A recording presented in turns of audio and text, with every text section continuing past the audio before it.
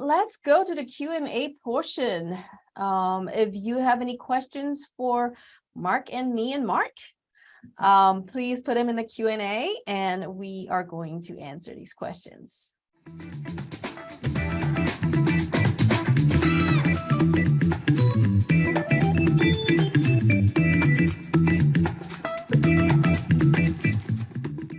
Well, the first things are, of course, as what Dr. Lin pointed out in the presentation, is volume. The first thing we look at is the batter, the specific gravity. It depends on the texture that you're targeting in your finished product, but the specific gravity is going to be somewhere between 0.3 and 0.5. 0.5 means it's very, very light, right? And 0.3 is that it's even lighter. It's so much air, right? So something like an angel food cake, Marc, I can't remember. I haven't done angel food for a long time. Is angel food around 0.3 or is it even lighter than that? Do you remember? 0.3. Yeah, it's pretty light. Angel food is 0.3 and sponge cake is about 0.5 because sponge has the fat in it.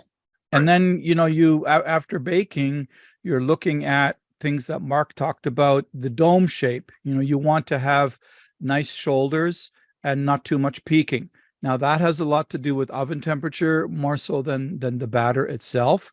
But also then, you can measure and calculate your cake volume by measuring the height of the cake in the center and at the edges and in between those 2 points. And then you take an average of that and you do your Pythagoras theory, is it, or something like that? Or anyway, you do some geometry, right? And you multiply it and you have your cake volume. Unless you have the instruments to be able to measure that for you, but that's usually for research labs or high volume cake companies because they're quite expensive. Anything you can add to that, Marc? I think you pretty well said it.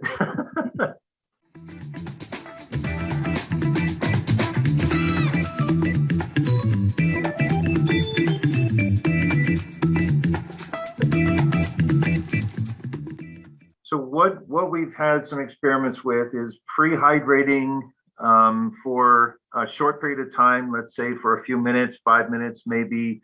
Also, when Lynn was here, we did a test with putting some air into the product, and that did help a little bit as well.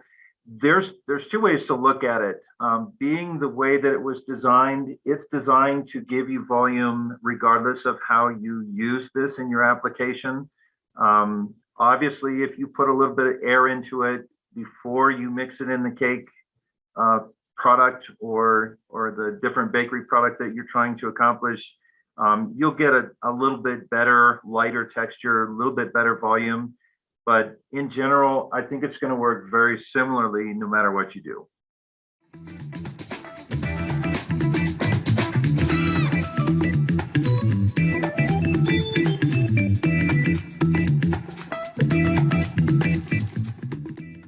Sorry.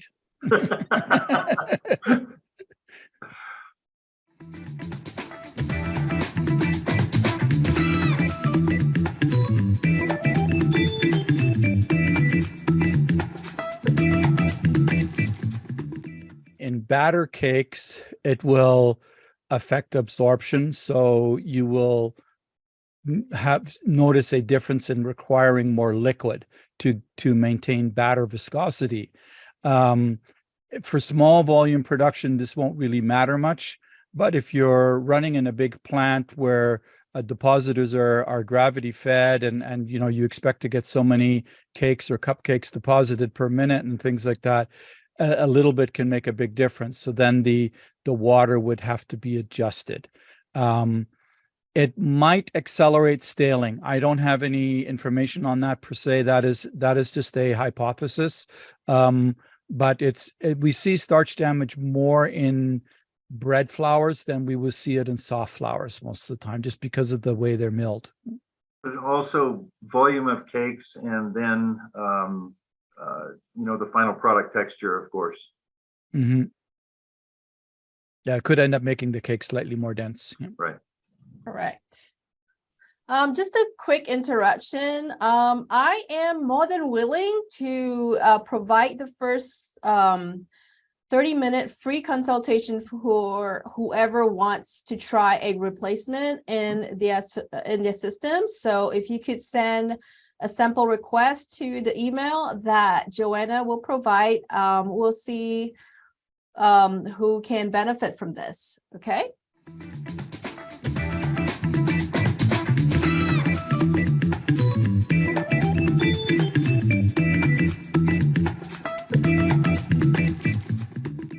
That's the physics of light diffraction, right? Well, I don't know, Mark, do you think it's good to do with the baking soda? No, baking soda will give you a kind of more brownish kind of crumb color. Okay. It's basically when you're, especially with emulsifiers, you're getting really, really tiny bubbles. And as these bubbles are smaller, they reflect less white, so less light. So you see it looks whiter in that sense. And then as the cake bakes, these little bubbles, they coalesce more.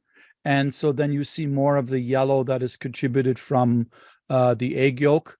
And or if you're not using chlorinated flour, you'll get a slight yellowness from the flour. But most of that comes from the egg yolk or cornstarch. If you're using cornstarch, that can make things a little bit yellow too sometimes, right? But it's basically it changes color just because of the way it reflects light. Then a second note would be using the egg replacement. Obviously, we're taking the yellow out of the component, and so therefore you're going to have a little bit lighter color, lighter finish, lighter end result. Yeah, and so like then this is another thing in terms of cost as a proponent for egg replacement, is that in some cultures, they really want, when they want white cake, they want it to be really white inside, right? Correct. And so not only are they using chlorinated flour, they will use less egg yolks or whole eggs, and they'll use additional egg white. Now, egg white albumin is very expensive. It's been a long time since I've checked the powder, but I think that not too long ago it went up way over $100 a kilo. And so they're using something like the egg replacer to get a white cake crumb is going to be very beneficial because you don't have any yellow from the yolk contributing. And then stop me, Lynn, if I go too long, but going to the egg white replacement that we have, we can actually accomplish a meringue. We can make a crispy meringue. We can make a décois. We can make all those different products with our egg white replacement. I've even made royal icing with it, and it's come out extremely well. Awesome. It pipes well, dries very well. Making angel food cake and making sponge cakes, it works fantastic. I'm really excited to see what people's thoughts are when they get to try it. Awesome. Yes, I've seen your meringue work, and that's pretty miraculous. That's very good. Mark, do you have any other last comments? Well, I do want to comment again, supporting Nepra's efforts is that Dr. Lin, you mentioned about the opportunities for vegan, and that is definitely very big. We do see a lot of keto here in North America, where the focus is on the protein side of it, which the various hemp products that Nepra provides are really great for that as well.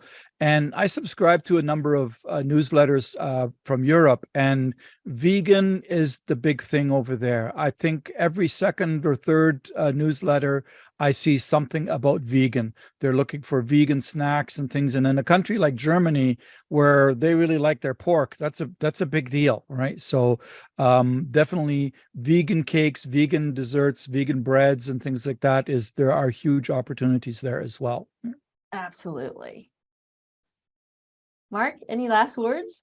So I'm very excited about using hemp and actually Did he say excited? Did you say excited? He's excited yes, about using hemp.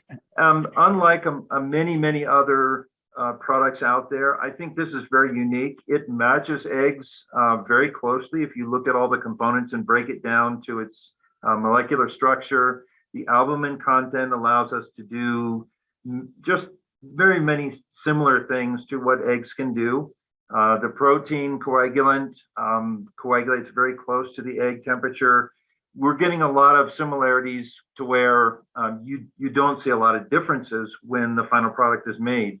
Looking at the cakes we showed earlier, you can get very similar results.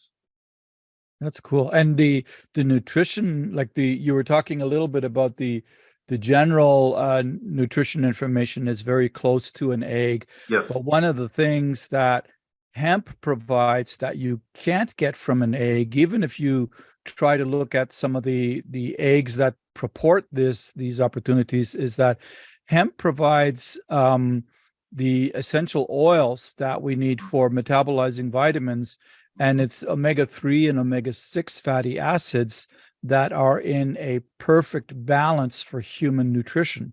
And so that's one of the things. And I love the taste of hemp too. It's got this nice subtle nuttiness to it, like almost like sunflower a little bit, right?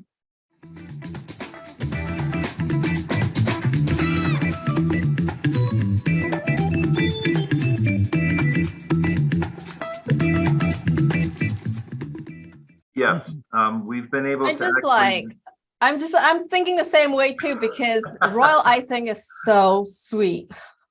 It is. We've actually experimented with allulose and have had it actually gotten it to work. And in fact, that's the product that I use to make the royal icing with. And so we're happy also if you have questions to send it to help make it work in your situation with what you're using and what you need to accomplish. But yes, that is definitely possible for sure. Yeah, basically royal icing is all about sugar forming networks, using starch as the filler. And if you could use the Nepra product, it's got a lot of structure and texture to it. So definitely you can use less sugar or completely replace the sugar system. Cool. So Yeah, an old-fashioned royal icing is 6 parts sugar and 1 part egg whites. So Heidi, you could send your sample request to that. And like I said, again, I'm offering 30 minutes free consult to anyone who's asking for samples. All right. First 3 people. So, all right. So thank you all for coming on today. I really appreciate both your time and your expertise, Marc and Marc. And this recording is going to be available next week. And if you have any more questions, let us know. Thank you, everyone. Thank you all. Thank you.